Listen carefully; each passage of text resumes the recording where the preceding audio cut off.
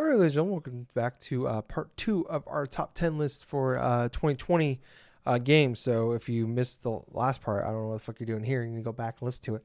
Um, but in case you need a little friendly reminder, this is our top 10 list we do every year. Put together, and we don't know each other's list. It's a fun thing that we do. It's my favorite recording session every year. It's been a few minutes for us. It's been a week for you guys. So real fast here, I'll run through our what we have. So far we've done 10 through 6. Right now, Gables is number 10 is Fall Guys, number 9 is Battletoads, number 8 is Doggerai, number 7 is Among Us, and number 6 is Streets Rage 4. My number 10 is Streets Rage 4. My number 9 is Resident Evil 3. My number 8, Doom Eternal. Number 7, Ghost of Tsushima, and number 6, Battletoads. So far we've each done 5, and we have Streets Rage 4 and Battletoads in common. So who would have thunk it? We'd have not only 2 games in common, but also 2 beat 'em ups in common. So pretty crazy year. But Gables, we are going on here. We're going to start with number 5. Gables, what's your number 5 game of 2020? All right. So at number 5, it is the expansion from Destiny 2 Beyond Light. Nice. Now, Destiny 2, I have not been into the game for a hell of a long time. As a matter of fact, the last time I was really into the game besides this year was all the way back early 2018. And that was back when I finished a campaign run and stuff with a couple of friends. But since then, I fell out at Destiny 2, playing other games online that were distracting me. And this year, when Beyond Light came out, got like a couple of messages from a couple of friends, and during the lockdown stuff, I was playing quite a bit of Destiny 2. As a matter of fact, it was kind of funny because before this year, I was at least under 70 hours. And when I looked at the time for how much time you waste in Destiny, that little fun site where you get to see how many hours you spent playing the game, I had eclipsed it over to like a good solid 50 hours over. So I'm like, it was like over 100 hours now spent. And most of my time has been... Gables, I gotta tell you real fast. I'm sorry to interrupt you. What? So I went and looked at your profile. Let's see how much time you put in some games. Yeah. According to your game clock on PS5, it says you've put in over 230 hours into Destiny. Of which one? 2. Destiny 2, 230 hours? Yes, according to that, it's saying 230 hours. It's not 100% accurate because some games are off, but not that much off. That must have included the idle time, too, yeah, because that game was on idle, and I was doing a whole bunch of glitch looking and stuff with some of my other friends, too. So 230 hours. So a lot of that time was actually spent this year because of doing exotic quests, doing some bit of like online matches, and obviously it was kind of hilarious. Beyond Light, this expansion is actually a fairly good expansion. In my honest opinion, it's a little bit below Forsaken from what I've played so far, above Shadowkeep. But at the same time, there was a lot of good weapons that were presented. I liked the campaign, and I loved the element of the stasis class. It was so good in that regards where I felt it was comparable enough to repeat it a couple of times with not only just with my warrior class, but also for my warlock and my hunter. So all 3 of them were able to relatively increase their light level up to almost like close between all 3. And I thought it was kind of hilarious because the soft cap I think was like about 1230, and I think all my characters now are pretty close to that. And I think the hard cap is at least, I want to say 1260 roughly, before like going inside of raid stuff. But the content is there, the story element I thought was fine. It was good for what it was and stuff. A lot of the weapons that are presented in this game that you get from like Varix and stuff through Europa, that planet, it's like it's fine, you get a lot of good decent weapons from completing his missions and stuff from the main campaign. Europa in and of itself, is actually a pretty fun area to explore.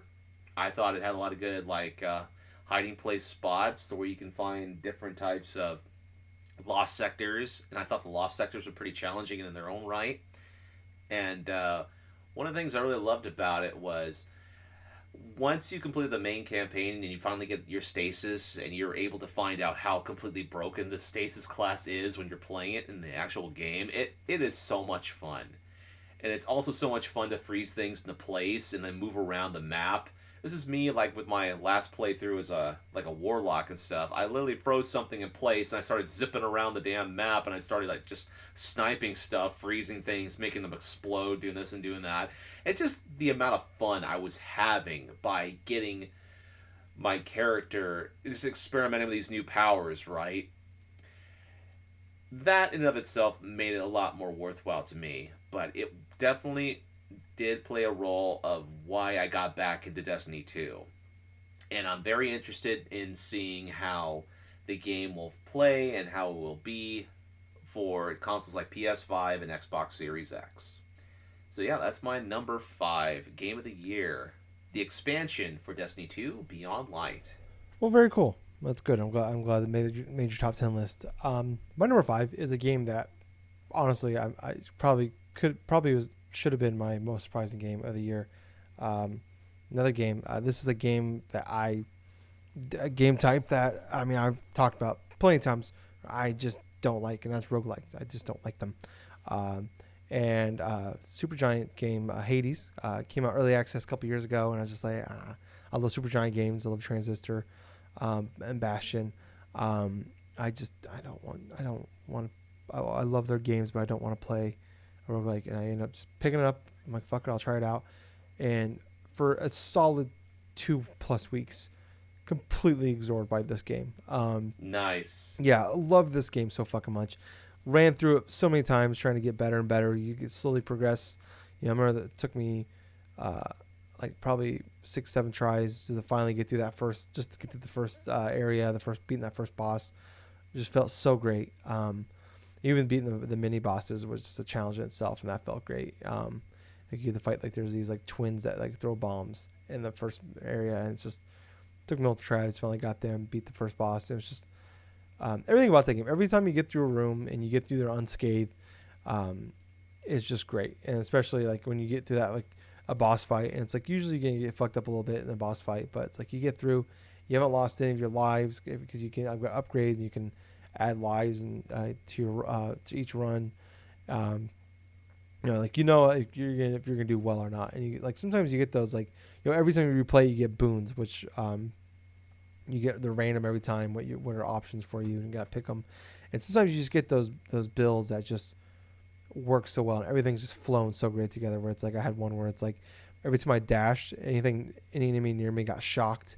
And then like I had like a ability where I can charm enemies and they'd help me out for a few seconds. And I was like, you can add on top of those and make them more powerful, or you can add more boons to your arsenal in that game, in that playthrough. And it's just I've had just somewhere I was kicking fucking ass and just flying through. And it's just the feelings you get playing that, and like everything's just working well for you. It's just great. And then there's like the times you go through and it's like, all right, I'm not doing great, but I'm just gonna focus on getting permanent upgrades and shit like it just it never feels like a run's wasted where it's like I'm learning, when the ones where you're doing well and you're trying to actually beat the game, and you're just like I'm learning what boons work for me, what play styles, what weapons work best for me, and then it's like when you just start off shitty and you're not having a great run, but it's like I can instead of focusing on getting boons and upgrading those, I can just focus on getting coins and like I can't remember what they're called, but there's like things you can get and then while playing the game that you can use to permanently upgrade your character. Like you can permanently upgrade the health or add more lives to your runs, or do it so like you do more damage when you hit people in the back. And that was like one thing I focused on for sure, was like upgrading my ability where like I dash behind people and fucking just wreck them. Then like I had like I found a great weapon where it's like it's basically like Captain America's shield where you can throw it and it just bounces off fucking enemies and just fucking people up. Especially if you can add really good boons to that where like it does extra damage to them. And this game is fantastic. Where it's like I'm not gonna sit there and say, oh, I like roguelikes now. I think this is definitely the exception, not the rule for me. Where it's like, yeah, I'm not gonna just start going back and look at Rogue Legacy or Spelunky, things like that. Like I that's not my jam. But like this is one where it's just a game that I should not like and I adore. And it's like The only reason it's number 5 and not higher is just because I'm just not good enough to beat this game. Um, as I got through, I got all the way to the last level. I never could make it to the final boss. That's Hades himself. But like, um, just I felt like nothing was wasted in this game. Everything felt great. Um, One of the most pure fun games I played this year, where it's just a fucking blast. Like this, a lot of people are like talking like when this game came out. Like it kind of felt like it was came out of nowhere too. Like it's been in early access for over a year, but it's just like finally came out, and like I think a lot of people like decided to wait for it to come out for full release, and it came out, and it just blew people away, and it blew me away too. Game, one of those things where like, I was talking about a couple weeks ago, where it's like, Final Fantasy VII is a game I bought. I got to that FOMO, and I was like, oh fuck, I guess I'll check it out. And that's just one of those games where it's like, yeah, I love Supergiant games, but I don't like roguelikes, like I said. And it's just like, I'm like, oh fuck, I'll check it out. And yeah, pet a blast this game. It's so good. And if you haven't played it, what the fuck's wrong with you? Go play this game. But that's my number 5. It is Hades. Gables, what's your number 4? My number 4 is Animal Crossing: New Oh Horizons. my god. Okay. Let me tell you something, man. This game systematically was one of the games I loved playing the most in regards to back when the COVID stuff first started to hit. A lot of us got a bunch of different types of a bunch of different things done. For me, my routine for a good solid month and a half was definitely going through playing Animal Crossing: New Horizons, making friends with villagers, harvesting a bunch of my fruit, selling a bunch of things, and like obviously trying to create a whole bunch of different shit. And man, that game took over. Man, it's still fun to play.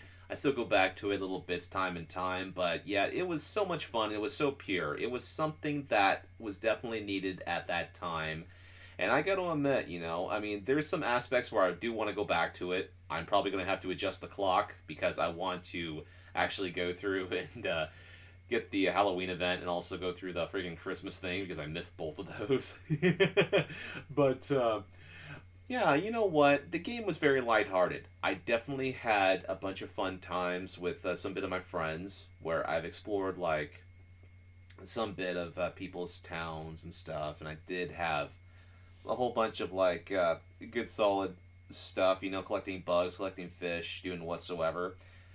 But the thing about the game is, even though I did spend a good solid like amount of time, at least over 100 something hours playing the game, it finally got to a point where it's like I had to set this game down. I wanted to go through and play other stuff, and quite honestly, I stopped playing it because of another game. But for the time that it came out and for how much I did enjoy it, I felt like it was worth every moment.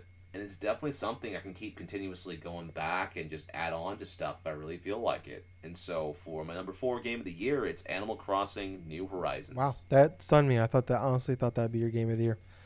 So I can't wait to get to the top 3 now. All right, moving on to my number 4. It was a PS5 launch game. It's a game like we didn't know that was even happening until just June of this year. Game I end up loving, I'd argue, more than the first one, and that is Spider-Man Miles Morales. Nice.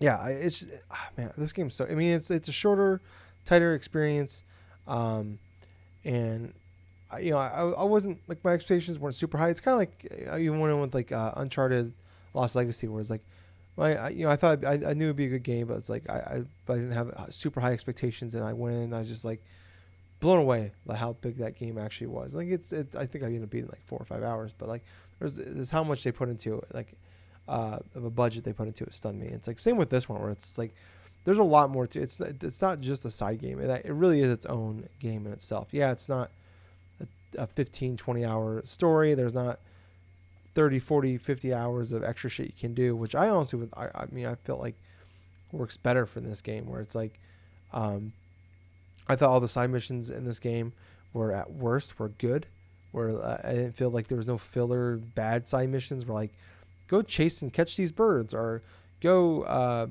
get some particles from the smog over here. It's like I actually enjoyed. I played at least one of each side mission, and each one were at least good. None of them were like bad filler, combat. There wasn't like a million crimes every time, every 2 blocks. It wasn't a crime happening. Right, like fuck, I gotta stop and fucking take down 600 cars. Or I think I took down like 10 in this game. It's I felt like Miles and his powers, and like it's a Spider-Man combat system, but I feel like his powers with like he can camouflage, and his lightning powers made it. They did a good job making it feel like it's its own. It stands out on its own. It's like I'm almost gonna miss them, especially lightning powers in the and Spider-Man 2 whenever that happens.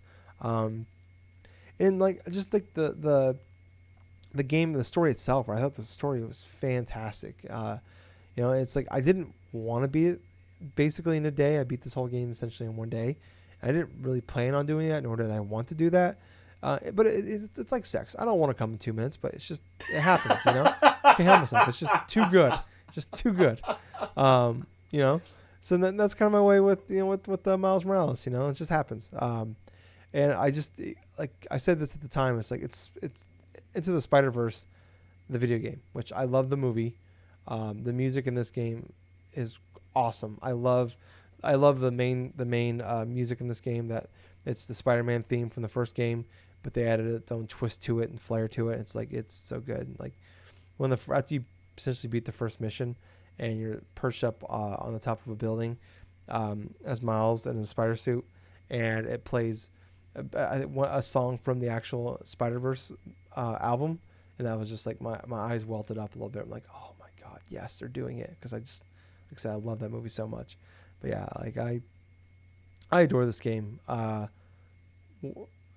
game, like I knew I'd like this game, but I did not think I'd like it as much as I actually ended up liking it. So yeah, Spider-Man Miles Morales, phenomenal game. But that's my number 4. What about you, Gables? What's your number 3? All right. So for number 3, we're going to go back to the past a bit. So for number 3, it's Tony Hawk's Pro Skater 1 and 2 remake. Thing about me, I absolutely love the Tony Hawk games. The early Tony Hawk games from the 90s, early 2000s, yeah, those were games when I picked them up and I started playing them, I got addicted. I got really, really into them. So the first game, played on the 64. Second game, I played on the PS1, so it's a big old shift. Fun fact, Tony Hawk's Pro Skater 2, along with SmackDown 2, Know Your Role, those were my first 2 PlayStation games that I remember playing back when I was like 13, 14. Both of those games, good quality. Flash forward to 2020, and Activision releases Tony Hawk's Pro Skater 1 plus 2. I get the game. It's... it was like, $30-$40 or something like 40. that? Yeah, $40. I put it inside my PS4, install it. The moment I get to play as Tony Hawk, go down that same stage, it was like I had not even left the game. It felt like I was back when I was a kid playing the original Tony Hawk's Pro Skater. The only difference is the game looks better. The game has the classic tracks and a lot of addicting new ones, honestly. That's what kind of surprised me. But I completed both games. The campaign for 1 and the campaign for 2. Oh, all wow. the side objectives, all the secret tapes. Jesus. Just like what I did back in the day. And it absolutely made me freaking happy. Absolutely happy. It's exactly the type of experience I've been wanting to play for years. A good, solid Tony Hawk's Pro Skater game. And I hadn't had that type of moment since going through Tony Hawk's Underground back so many years ago. And even like over the past couple of years when I rebought 3 and 4 on the PS2 and I completed them. That it doesn't get much. It doesn't take much in order for me to get into a specific type of game.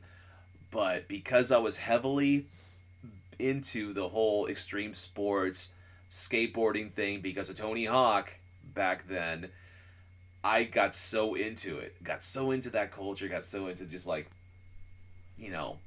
going into trying to emulating like tricks, doing this and doing that shit.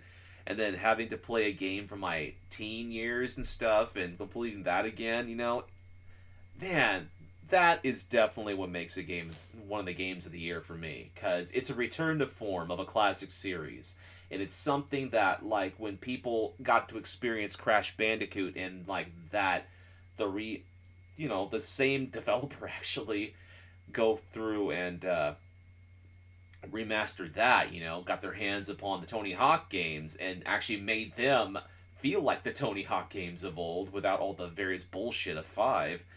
And it's like, you know what? I'm happy with what I played. So that's why it's number 3. Very nice. Very cool, man. That's awesome.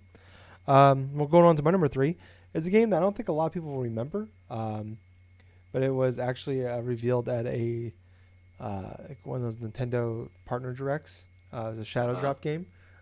It's like six. I think it was like $6 or $8 on the eShop.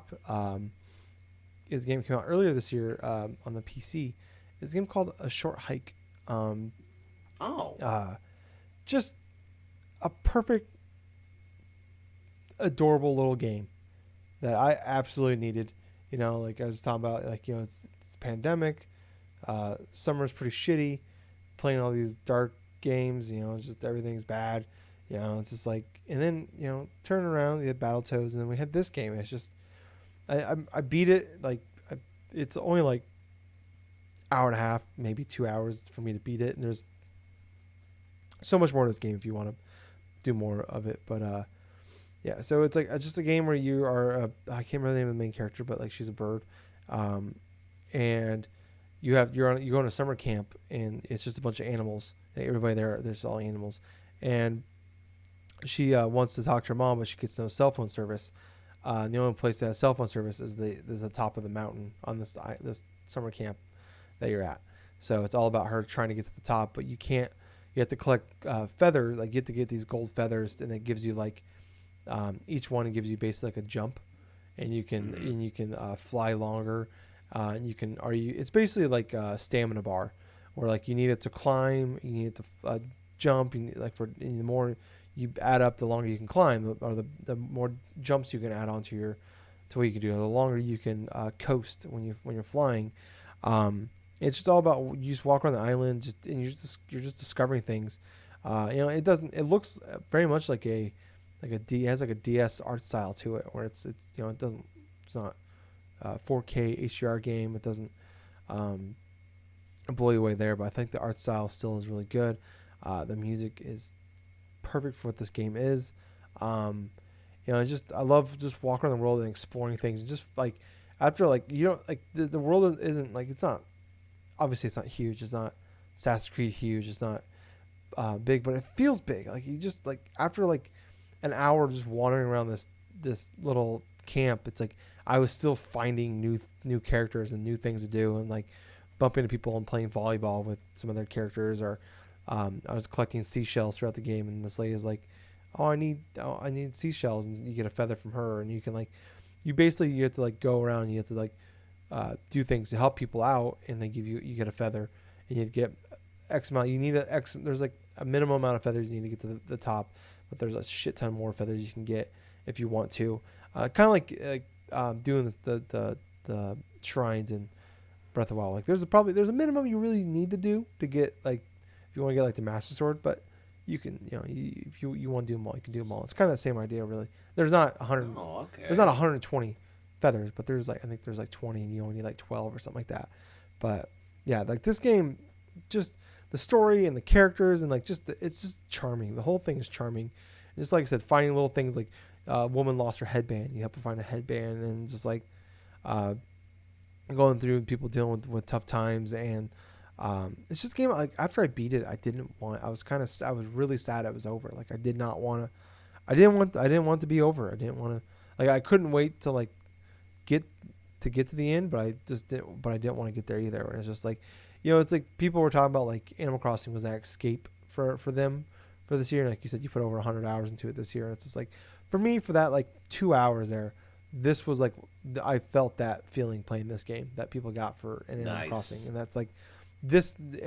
Fuck me. I wish there was a 100 hour thing for this because if I could spend 100 hours if there was enough things for me to do on that fucking island or that camp because yeah, this game is for what it is, it's perfect, and I think more people need to check it out. I think it's only on PC and Switch right now, but um, if you're able to, just at least look up a trailer. I feel like if you'll know within 30 seconds if this is a game or not. But yeah, I like, much like a lot of these games in here, I adore it. And this is one of those, it's like you're talking about with like the Dog Ride, where it's like you just took a chance on a game and you know, it stuck for you and you end up really enjoying it. And that's what the Short Hike was, where it's like I took a chance on it and it definitely stuck with me. And I loved it. And this is like when I was putting this list together, it was a game I did not think would be number 3 for me, especially looking at like the rest of my list before it. But it's just, the more I thought about them, it's just like, no, that makes sense. That's where that game needs to be. So yeah, number 3, A Short Hike. Gables, what's your number 2? All right, my number 2 game of the year is Ghost of Tsushima. Oh, okay, wow. Well, you know what? The thing that really decided it for me was, even after the extent I've went through and playing that game, it has an excellent atmosphere. It has an excellent sandbox. Everything around Gene and everything around, like from the characters that are fun, and like they're interesting to a certain extent. The ones especially you got to go through and do your side missions and that. Just the aspects that you can go through and adjust in terms of, like, say, the photo mode in the game, because the landscapes and everything, it just sets such a fantastic scenery. I did so much in regards to taking little bits of photographs here and there. The combat, solid, very tight. I really loved that I could go into like a Mongol village and stuff like that and just take out a whole platoon or a whole squadron and stuff like that with hardly any type of like with minimal effort, pretty much. Goddamn, it was Mongolians. that. What was really interesting is like how fluid everything looked, even under like HDR, even with everything else that was going in terms of the performance of the game. I never once encountered any type of different slowdown, any type of different like anything chugging or not performing well, no radical glitches or here or there. It was just me going through as Gene, riding on horseback, discovering different locales, like taking on different like side missions that maybe have like a yokai or two or whatsoever, or maybe like have like a couple different tasks where you actually find out there's like a bunch of bandits or something that took advantage of this one shopkeeper or whatsoever, and you have to go through and like do this and do that.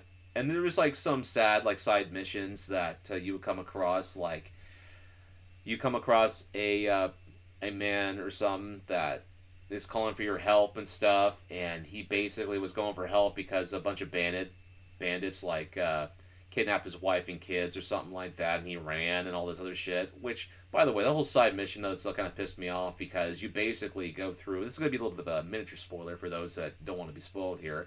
You basically go and track them down, right? You have to track down. You defeat them. You defeat these like enemies, right? Eventually, but you track down. You find out that his wife and kids have been murdered and stuff, and you have to tell him about it. And quintessentially, just honestly, like this, the whole general tone and feel, like kind of like I agreed with Gene and stuff like that. He basically ran and stuff and let his family be slaughtered in that regards, for this and that. But it's just moments like that where it's just kind of stern, it's kind of serious, and all of a sudden you go to these different side missions that kind of contribute to the overall world and the severity of what's going on in that regards. But even so, there is still a bunch of good moments where you can go find a fox shrine, follow a fox, do that, go through all these luscious like woods, all these grasses and stuff, get to the destination. Maybe you'll find a pond and stuff, and you'll end up writing a haiku maybe somewhere, or just going and drifting in certain things.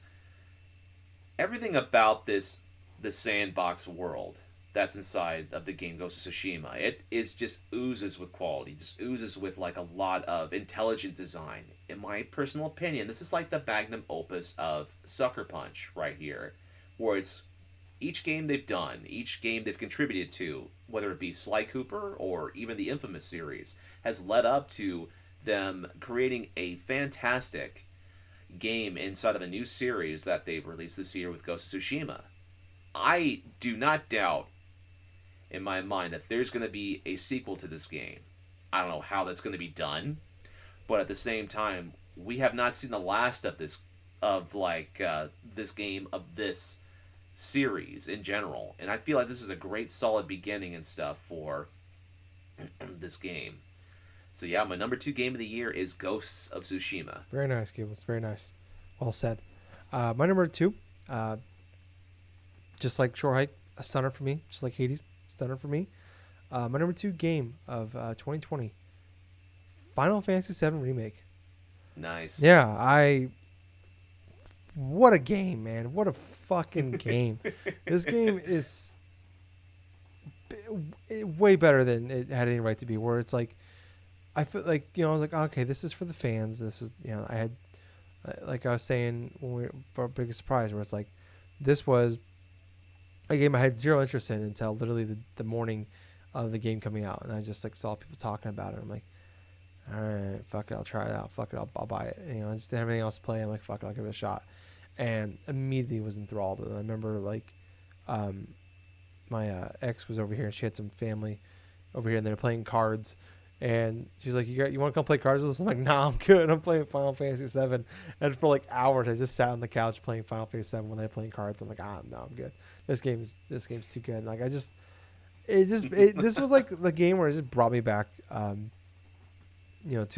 like that childhood where like growing up, JRPGs were my favorite games to play. Like if it was a JRPG, it didn't matter what it was, I'd play it. And just, kind of growing out of that as I got older and got into my, to becoming an adult, and just they don't really stick with me. And like every now and again, I'll get into one for a little bit and I fall off of them. And this is a game like I think I put over 40 hours into before I finish it. Like I do all the side quests and the side missions when they pop up. Try to get all of the what they call like the power up special moves you can get, like the characters you can do, like you can fight them. Anyways, I just really like this world. I like this game. I love the world that they're in. I just stunned by how like good it was. Like the combat is fucking fantastic and addicting, where I never got bored of it. I loved like how difficult it was at times, but like you just felt like you're getting back. I've had so many legitimately like really tough boss fights, and just like I love the live action like turn-based fighting system in this, where I just felt like it was the best I've ever played in these kind of games. Like these are the kind of games like when I do get into like RPGs like this is the ones that really hook me. Nice. But yeah, like to me this is like the best music in games this year for sure. Like I could, every time I hear the battle theme, I just get fucking chills. I was telling Gables like the last few weeks, like I was like just playing like some video game music, and this is like it's turned to me basically just listen to the Final Fantasy VII Remake soundtrack, and it's like Sephiroth's theme is one of them. Like even the menu music to this game is just like, this feels great. This feels nice. Like, I love that. Like the final fight with Sephiroth. I guess minor spoilers. Two fights. He's the final boss in the game. Is awesome. I loved my favorite battle moment probably in gaming this year is when you have to fight the giant house in the fucking in the tournament in the Coliseum. Was great, and it was just a fucking frustrating fight, but I loved it. Where it's like, I remember it was like a 20-minute fight because it's like your hits do very little damage, but I was like, I remember I died like halfway through. I'm like, God fucking damn it! Immediately started back up, and it's just a war of attrition where you just like gotta be smart, can't get cocky, just be safe. Use potions, don't let your damage get too far down. Like, oh man, it was just a really good fight. It was like, it really tested me in a game where like not so much the difficulty, but like strategy. In a game where I have not felt tested like that in a long time, and like where I felt like it's not like where I got frustrated and just stopped, but like I got this. And just I loved it. I loved the story. Jesse, Tifa, Aerith really wanting that cloud dick was just an interesting story. I what's his name? Wedge was an awesome character. Like from my understanding, like these are characters that were barely in the first game. Like they're in it for not even an hour, and like these guys play Mm. huge pivotal roles in this game, which is just, and it's the first part of, this is like the first quarter of the main game that we're playing. And it was 40 something hours. They it's just like everybody was talking about, like, because I was kind of fascinated how this game was gonna go, being broken up parts. And it's just like this whole section is like the first, like Midgar is like 6-7 hours of the game. It's like, how they can make this a full fucking game. And it's like I was fascinated by that. I think that's part of the reason I ended up picking it up. And it's just like they somehow turned what was 7 hours into, I mean, you could probably beat the game in 30 if you don't do anything, if you just go through the game. But I had a blast, just like with even with this grinding in this game. Like I had fun with it, because that's how good that battle system was, I thought. And like doing the side missions, some of the side missions are dumb. Like, go find the cat. Okay, that's stupid. Or go fight these, just kill some rats. Oh, okay. But like some of the boss fights you get out of it are going back to the Coliseum after you beat it, doing all that. And like the part where Cloud has to dress up like a woman, and do the dance sequence, and like and do that to the beat was just great. Like it's it. Oh man, it's so good. Like I said, I think the story's really good. And it's like I said, like I really find most JRPGs at this point kind of cringy. So when it comes to like the characters and the animation, it's like this one, I was just like, I'm all in. And it's like, I beat a fucking JRPG, Gables. 31-year-old, I get 30 at that time, year old Tyler beat a JRPG. I never thought I would say that. Like, it's in my adult life ever again. Like, I can't fucking wait for the next one of these. Like that, it's definitely up there for like most anticipated sequel. Final Fantasy VII Remake is up there for me. Like, I love this fucking game. It's like I can't wait for you to sit down and play it, because I can't wait to talk to you about it. It's like I just want to fucking I just want to put it on easy and like put New Game Plus and just plow through the game again. Just listen to the fucking music and just go through the story. Like, that's how much I like the story. It's like I want to spend more time with these characters. Like yeah, oh man, it's so good. It's fantastic. So that's my number 2, Final Fantasy VII Remake. Gables, what's your number 1? All right. So, my number 1 game of 2020 should come as no surprise to people who know me. Last of Us Part 2. And it's no. Oh, you. Anyway, it's Persona 5 Royal. So, what is there to be said, really? I mean, Persona 5 Royal, the reason why I consider it to be the best game that I've played this year comes from a couple of factors. One, when it comes to RPGs, JRPGs, it normally takes me a little bit more time to get into some of them, and especially something that is known to be quite a lengthy experience. A normal playthrough of Persona game is at least 100 hours or over. And a lot of that is due because of the story. The story that ends up building over time, and a lot of the different social features that you have to do inside of some of these later Persona games. This started with Persona 3, and it's worked its way over into Persona 5 Royal, which in of itself is like the definitive edition, the more or less the not only just the definitive edition, but it has a lot of like the extra stuff that makes it worthwhile of another release, honestly. So, Persona 5 Royal, the story of it is absolutely fantastic. It's a slow burn. Quintessentially, you start off as a kid that's being transferred over to like Shibuya and this and that because of an altercation that he ended up getting into from some dude that's like pretty much like coming onto a woman and stuff like that. He was drunk, belligerent and stuff, and he basically sued the kid and this and that, and ended up winning that thing. And he gets sent over to like someone that his parents knew and stuff, that who they owed, like he owed a favor to them or something. And so you're inside this pretty much this coffee bar, right? And so your process throughout this entire game here is to build up your social standings and stuff. Make sure you do your homework. Make sure you go and have all these various stuff. On top of that, a mystery starts to unfold with all these psychotic breakdowns of people occurring around like the all around like the city area. So you have like people like say on a subway, like these the lead conductor of a subway like monorail thing. All of a sudden he has a psychotic breakdown and crashes, and all this other shit goes on, and like your basic story elements you have to go through and find out the mystery of that on top of exploring all these different forays into people's minds, right? In order to help not only extend like the effect of people believing in the Phantom Thieves, but also changing hearts quintessentially, where you where each individual palace in this game is you delving into a person's heart in order to try to change a lot of like what they're doing, what they're thinking, so that way you don't have like some sort of major catastrophe that's going to go ahead and do this and do that. Like for example, the very first one, the very first palace of the game, has to deal with a well, it has to deal with a teacher at the school you go to. So this is going to be making a little minor spoilers, but for those that have already played this game and know what I'm talking about, yeah, you're going to go ahead.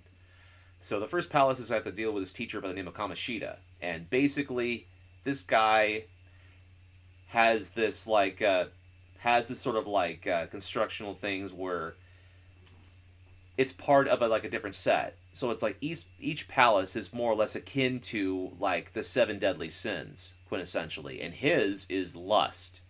And so all of his dungeon is like his palace is structured after this theme, and so you get to delve into this guy's psyche and what he really thinks of like his students, and also like of the girls and all the other stuff, like his own students and this and that. He's like some fucked up dude, to be perfectly honest with you. And this is like a former Olympic medalist or whatever the hell that his character portrays. But you get to discover little factoids about like of like what he's doing to the students and what's going on, this and that leads and that kind of builds up to where eventually you have to face up against the shadow version of himself and then go through this and that in order for him to like have his heart change and stuff. So it's moments like that where the story slowly builds, and then all of a sudden it crescendos like at the end of a palace, and all of a sudden after that issue's resolved you have to go to the next one and then the next one. And I was left wondering how the hell this story is going to be going through next, you know? And while you're doing that for story wise, the gameplay, the combat, fantastic. It's a great turn based RPG. You're going through, you're collecting different personas, you're using communication stuff in order to try to convince them to join your side so you can use their powers, so that you can go through, say, in a place called the Velvet Room, where you get to combine all these, like these personas that you collect, all these various demons that you come into contact with to make even stronger versions, like stronger forms. And so all these complexities, they're simple in regards to try to construct. They're simple in terms of their understanding, but when you combine all these intricacies inside of this slow burn type of a game, it crescendos to a point where finally you get over the 100-hour mark and you get close to the end game, and everything comes together so effortlessly that it feels like that second nature quintessentially. So at this moment of time, I'm over 130 hours. I'm in the middle of a second playthrough. I've maxed all the social standings, like the social skills, in regards to the five that your character has to go through and level up along the way. Amongst that, I'm also going through and catching up on the dialogues of the other characters that I really cared about in regards to the main first playthrough I did. Because you get to find out all sorts of the different side characters, and by leveling up your social like relationships with them, it makes you more powerful in terms of creating more monsters or gaining certain skills that you didn't have before. And I got to admit, man, it's like you get to evolve your party members and their personas that they have as well. So everything that you do in this game is not a waste of time. It goes and progresses in some form. That's what I really enjoy about Persona 5 Royal. It is mindful of the player's time. It does not waste your time with a lot of fluff, unless you want to go through and grind in a specific dungeon or a specific palace. But at the same point, it does not insult you. It is mindful of your time. It even tells you inside the various like the loading screens, it's like take your time. because any type of choice you make inside this game, you know, it's impactful of what you go through and do next. But amongst everything else, you know, it's like, oh man, it's such a fantastic experience, and it's really hard for me to really go into any more detail without you actually going through and playing it yourself. But I would recommend, if you've never played this type of game before, I feel like it's one of the more approachable JRPGs in that retrospect, because even though even though it may seem daunting the way I'm explaining it, all it is really is you starting off with one thing, and that's starting your school life. And then all of a sudden, things will start to build progressively. You meet people, then you'll go through, you'll take little quizzes here and there, because for some odd reason they have little factoids about actual historical facts or actual folklore stuff. But then eventually you'll get to build up and understand things to a certain extent to where everything just clicks and you get things going and it feels awesome, and you have like all these different like teammates that you can actually go through and use as a specific build or specific characters.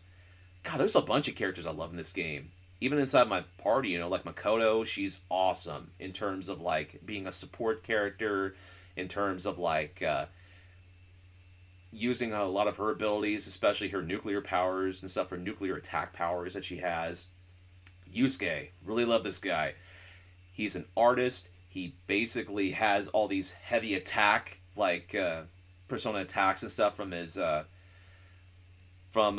creature called Goemon and stuff that he has. Oh my gosh. The one final thing I'll say about Persona 5 Royal is one of my most memorable moments was facing off against the Grim Reaper inside of like the palace, the main palace thing. I forget the name of it now, but it's the one where you get to go down through layers like tier by tier and stuff until finally you get to like to the end of it eventually. But there is a high level boss that frequents this place, and you'll only have a chance to beat him if you are at a high enough level to do so. And he's there even at the beginning of the game. If you dawdle for too long in an area while you're exploring it, he'll come out and he'll whip your ass if you're not careful. This is a boss at level 80, and here you are, you can gain access to fight him at like level 12 or some shit. But my biggest accomplishment in that game was beating the Grim Reaper. My party was like at the early 60s. I was able to do all sorts of various stuff. I collected a lot of items. I collected a lot of various things.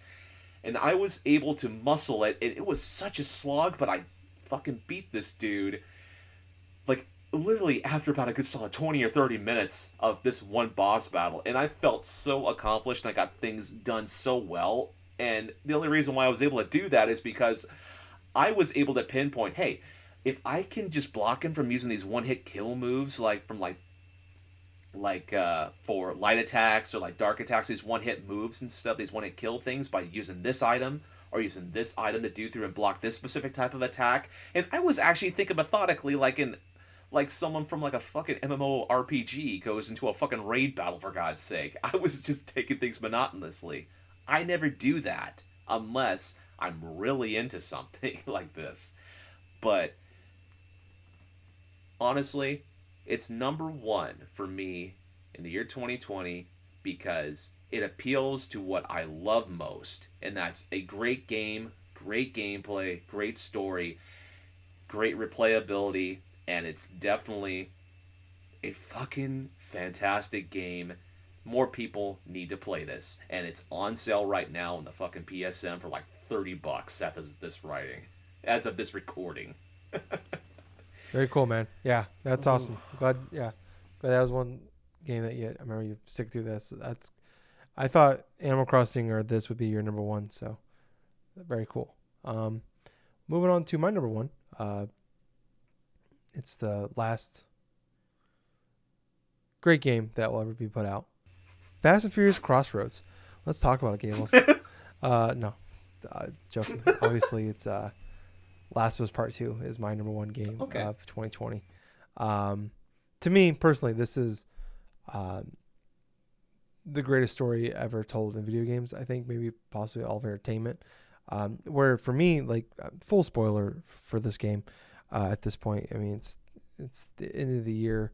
This game has been out. The story for this game has been out since April. The game came out in June. Um, like the anger that Ellie felt and that revenge tour that she was basically going on throughout the first half of that game. I felt those emotions. Like I was all aboard that. Like I was angry and I was pissed. And I was like, for Abby and her gang of friends all killing Joel. And it's just like, I wanted to murder every single one of them. And I took joy in killing them all at that point. And it's just like I think the way they did the twist was great. Like, and I admit once I got to Abby, like you get to that part, when you get to the like basically in the first half with Ellie, and it's like it's like you go through day 1, day 2, day 3 Seattle, and it's like you get to like that mid we get to the switch, and it's like day 1 Seattle, and you're like, huh? And like, okay, like, oh, I'm playing this Abby now, okay, whatever. And it's like you think you're gonna like fly through that part. Like I'm thinking I'm almost done with the game at that point, and then to realize, oh no, I'm playing this whole game again from her perspective. And I remember I'm like, I know what you're doing, and I'm not on board. I'm not gonna. I know what you're trying to do. You're trying to get me to walk a mile in Abby's shoe and see what she's going through. And like I'm like, it's not gonna work. And it's just like I remember where it clicked for me, where it's like I was slowly like, okay, like my anger for her, my hatred was fading.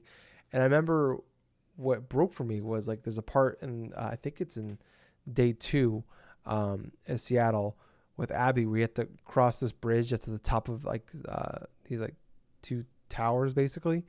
And like she's like, she's jacked, fucking killing people with their bare hands.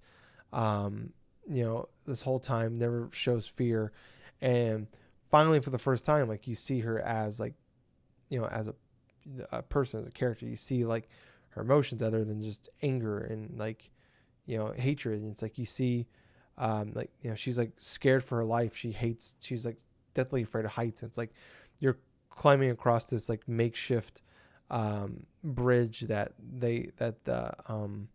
what's the bad guys in the game that whistle? Seraphites, yeah. When they build this bridge and it's just like rinky dink and it's barely holding on, and like you're going across it with Lev, and it's just like her going through that. You're going through the motion too, especially for me. Like I'm also scared of heights. Like I hate heights. Like I won't even climb ladders, and it's like I'm fucking scared, and I'm just moving her forward. And it's just like you're going through those emotions with her, and you see, and like I think it's where it's like that's where it changed for me, where it's like, and you get like, okay, I like Abby, like okay, I'm on board. And it's like going through that whole part where it's like, Ellie is on this path, going on this revenge tour, and like killing everybody that killed Joel, and it's like Abby, like who is basically dedicated her whole life of getting revenge, and that was her life, and destroyed. Pretty much never really had a real these people were friends, but they were, she didn't really have a real emotional connection with these people, she kind of like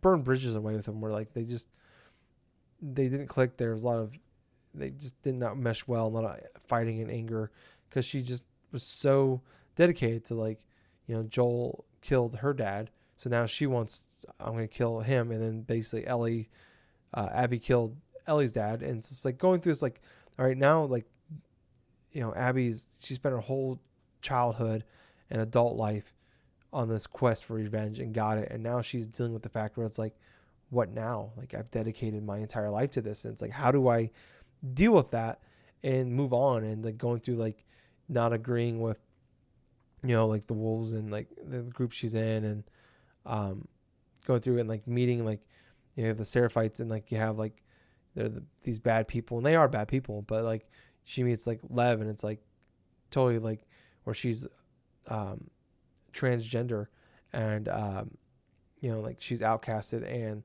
like they want to kill her because she's like identifies as someone else, and it's against their ways. And it's just this whole story where it's like you have these preconceived notions about people, and it's just like how like walking a mile, like I said, walking a mile in their shoe and like spending time with them. It's like, no, they're not who you think they are. And it's like, no, like I totally get that. Like I understand where Ellie's coming from. I understand where like I definitely understood that first half where Ellie's coming from. I felt that same way, and like but then it's like as you see, it's like Joel, like now the whole part of Last is Part 1. It's like it really plays off of that, where I mean obviously as it should, where it's like Joel talked about he's not a good person. He did a lot of shitty things. He did a lot of bad things, and it's like that came back to bite him. And like that was like you can't make Part 2 without dealing with the ramifications of the end of Part 1. And I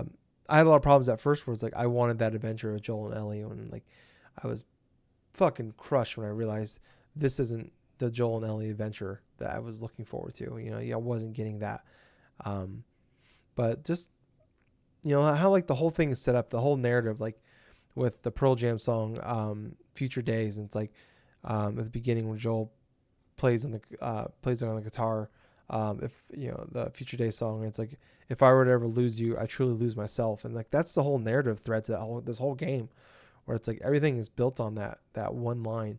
It's like every time Ellie will find a guitar in the game as you're going through, and when she's by herself, she can't finish the chord, she can't finish that part and like she'll have flashbacks to like going back to like that kind of fills in the gaps of like what happened to them in between Part 1 and 2. And it's like all these great moments they had together of like building on that family daughter or the father daughter relationship, and then like why they didn't talk anymore, like what happened, why aren't they, what happened to the relationship, why are they, for years they stopped talking. And it's like literally the day before he died, after years of not talking, is the day that like Ellie's like, I want to try again with you, and like want to have a like like you're essentially my dad, I want to have that that relationship back with you in my life. And it's like when at the end of the game, when you realize like the last time I talked was them fixing the relationship and trying to get back to where they were. And it's like after years of not talking, it's just crushing, because you don't realize that throughout the game. You don't realize like you learn in the game, like, okay, they had a falling out, but you just thought that like they fixed it, they're fine now. But it's like, no, they come to find out for years they just didn't talk, or they would barely speak to each other or look at each other because Ellie was so mad at him. And it's like now it's like literally the night before, it's like she tries to make amends, and it's crushing. And then like the end of the game, after you play through Abby, and like you get she escapes all this, and then like she gets captured, and then it cuts back, and so you have this false ending with Ellie and her girlfriend, and she has the kid with what's his name, Jesse, I want to say. Yeah. And now they're living on this beautiful farm. They're living, it's like they have the fence. It's just everything that you can want for her. It's like you're so happy for her. It's like, oh my God, she's like, she made it. She got out. Jesse, he's gone. It's sad. But they're like living this the picture perfect life, where it's like they have the kid. Some time has passed. That they're together, but she can't let it go. She can't let the fact that like Abby's still out there go. And like they had that big fight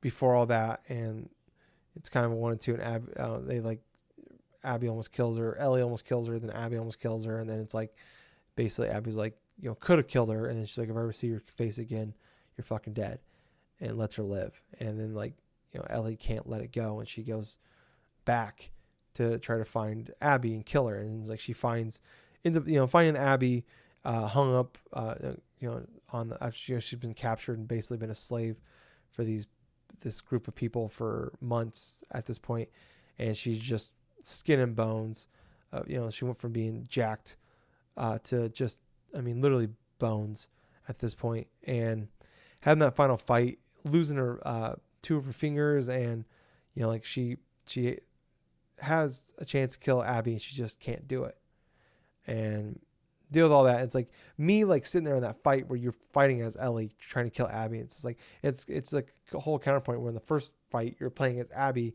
trying to kill Ellie, and now you're vice versa, where it's like you don't want to do these things but you're doing them. And it's just like I remember like at one point where you're drowning Abby, like you had to like keep pressing I think the square button. It's like I just let go of the button. I'm like, I don't know if this is a choice or not, so I just want to see what happens. And like Abby kills you and start the whole like, oh, okay, I don't have a choice, I have to do this. And it's like you do it. It's like it puts you in a feeling where like games don't do that to you, where it's like where it's like you have option B or option A, option B, or option maybe even option C. And it's like this game where it's like it's gonna put you in a lot of uncomfortable things. Like they build these characters that you end up loving, and now they're fighting and like killing each other. It's like you don't want to do it, but they're making you do it. Like you're definitely on a path of like this is what you're doing. And it's just the story, and like we're telling you the story, which I like better. I would much rather had this than the option to pick one or the other. And then just the end of the game where she goes back to the farm after leaving, and she lost her two fingers, and her girlfriend and the kid are gone. And she picks up the last part. She picks up the guitar, and she goes to play the note. If I were to lose you, I truly lose myself. And because she lost her finger, she can't play the note. And that's where it ends. And it just completely ripped my fucking heart out. Where it's just like, like I said, that line is the narrative thread to this whole story. But it's like, really is like, Joel saying it to her, thinking like if I were to ever lose Ellie, like I lose like basically like when he lost his daughter, he lost himself until basically Ellie came around.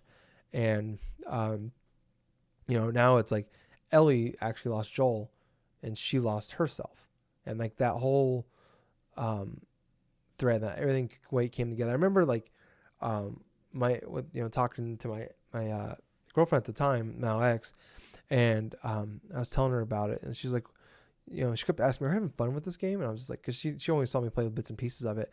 And I'm like, I'm not having fun, but it's just like I'm utterly addicted to this game, and I want to know more about the story. And just like I remember after after I beat the game, and I was telling her about that ending, and she maybe watched me play a grand total of 3-4 hours of this 25-hour game, and she didn't see any of the last half of that game.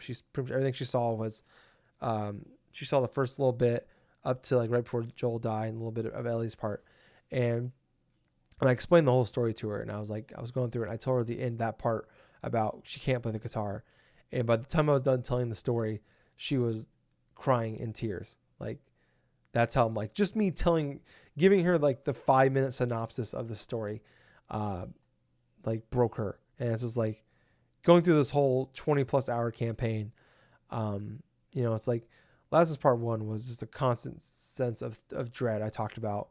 It's a game I didn't know I ever wanted to play again, because it was just everything about that game was just dreadful, and I wasn't enjoying it, but I just, the story was great, the characters were great. It was that same thing where it's like I didn't want to put it down, but I didn't want to. I was every scene had me nervous. It's like I remember thinking about the time, talking about the time where it's like it reminded me of like watching like Game of Thrones back in its heyday, where it's like at any moment in time they could just kill off a major character, like in any scene, like literally, and they can kill several main characters that they've built the show around for years, and like we'll just make 5 new characters and that'll be just as good. And it's like every scene a character I loved would be in, I'm just like, oh, like yes, they're on the screen, I love this character, but oh my god, they can die at like any moment. That's how I felt about this game, where I was like at any moment, like any character can die. And yeah, this game is, to me, like one of, like I said, I think it's the greatest story ever told in games. There's definitely more fun games out there.